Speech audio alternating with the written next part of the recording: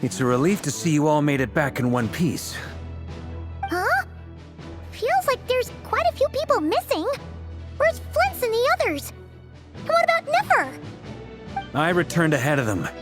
Flint is helping Aino and Anefa to set up the decoys and buy us some time. As for Miss Neffer... Boss is still wrapping things up on her end.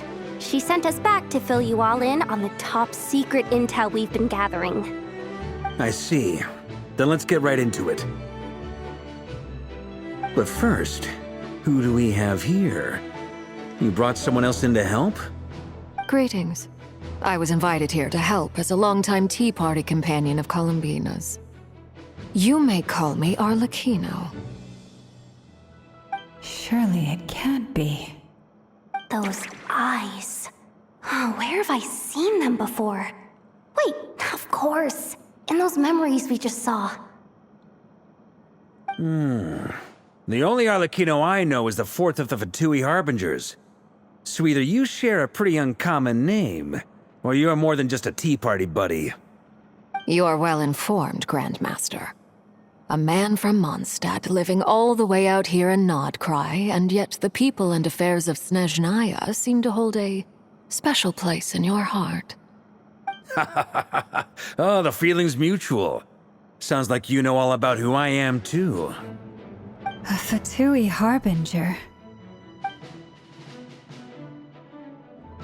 The atmosphere in here just got really tense. Guess we can't just start trusting Fatui Harbingers, even at a time like this. I must admit, though, I'm a little curious.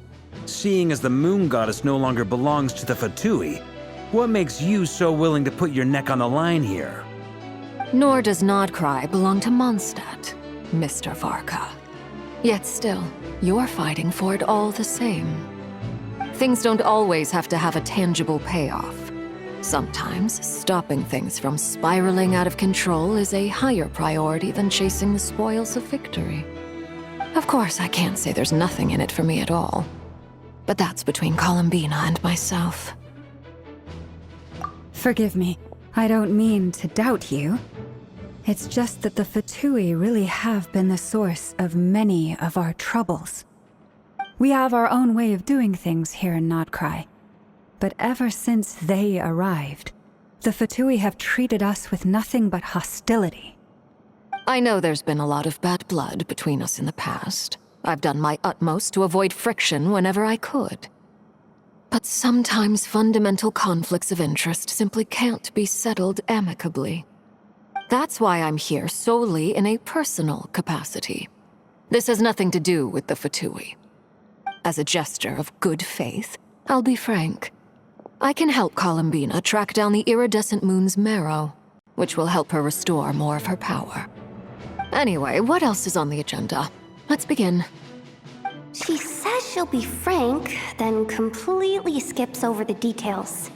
Looks like she doesn't want to give away too many secrets after all. But she clearly wants to change the subject. It'd be awkward if I tried to bring it up again now. I guess we'll just have to go along with it. She's the fourth of the Fatui Harbingers after all. One look and you can tell she's not someone you'd want to mess with.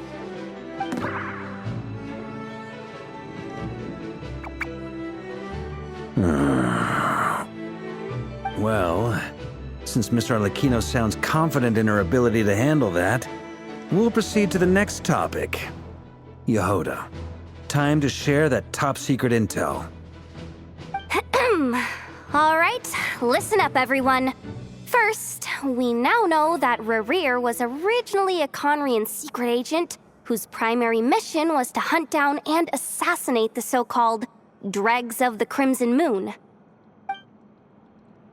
The Dregs of the Crimson Moon? In the memories, there was a lot of talk about the Crimson Moon and Eclipse, and a whole bunch of other stuff from the time of Conria.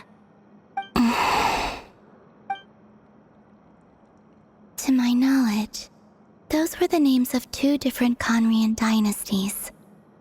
Long, long ago, it is said that the people of Conria worshipped the Crimson Moon, drawing a mysterious power from its reflection. But one day, a coup saw the Crimson Moon eclipsed, hence the name of the new dynasty that replaced it, and how it became the new emblem of Conria. Still, long after the Crimson Moon dynasty had fallen, the last ruler of the Eclipse dynasty, the Vinster King, still coveted the secrets it left behind.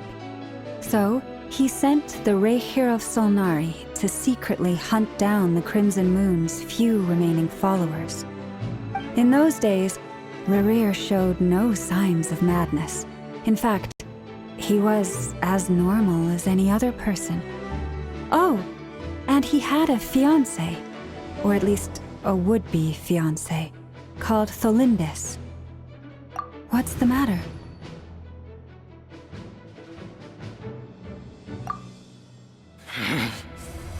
Verfnir, Rheindaughter,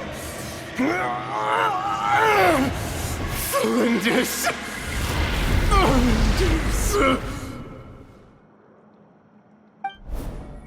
Interesting. Anything else? What about this would-be fiancé of his? Do we know anything about her? Well, she was a researcher at the Universitas Magistrorum, but it felt like she was hiding some kind of secret. Oh, and one more thing. For some reason, Rerir's fragment also contains some of Tholindis' memories, though only a very small portion. Well, no shortage of potential leads, I'll give you that. In any case, it sounds like we can conclude that while Tholindis was still around, Rerir appeared to be lucid and quite normal. Tholindis, it seems, must have been the one thing in this world that he couldn't let go of. Tell me though, were these pure-blood Conrians we're talking about here? Why do you need to know that? Hold on. If she was a pure blood... Oh yeah! Just like how it was with the captain! If we could somehow find her, do you think there's any chance Rerir might regain some of his sanity? It's possible, but it would take a miracle. We can't pin all our hopes on that. That merchant who never knows, Dori Sangama Bay. Maybe we could hire her to look into it. All right then. Let's keep working in our separate teams. Traveler, Paimon, Kutar, and Miss Arlecchino will go look for the iridescent moon's marrow. As for the others... On the way over here, I noticed that the wild hunt monsters had grown even more frenzied in their search for Kutar. At this rate, the people living here will be in grave danger too. So I'm thinking of gathering together some of our followers to go wipe them out. I'll head back to the curatorium and meet up with the boss. Feels good knowing we've all got something to be getting on with. Given that the Wild Hunt has been a lot more active lately, the Lightkeepers have likely begun their own operations too. If that is the case, someone will need to pass the news on to Flint's. I'll hold the fort for now, then discuss our next move with Flint's, Aino, and Anefa when they get back. Alright then. Well, the clock's ticking. If that's everything, we'll be on our way. We'd better get moving too. We'll try to buy you as much time as we can. Relax, just do your thing. Now, I decided to call in some backup since things are getting so hairy. Our reinforcements should be here any— Stay safe, everyone. Dismissed.